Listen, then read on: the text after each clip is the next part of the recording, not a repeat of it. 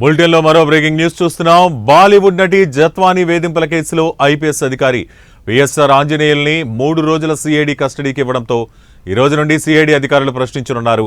మరి కాసేపట్లో కస్టడీకి తీసుకుని సాయంత్రం 5 గంటలకు విచారించనున్నారు. ఆ విచారణకు ముందు తర్వాత వైద్య పరీక్షలు నిర్వహించనున్నారు.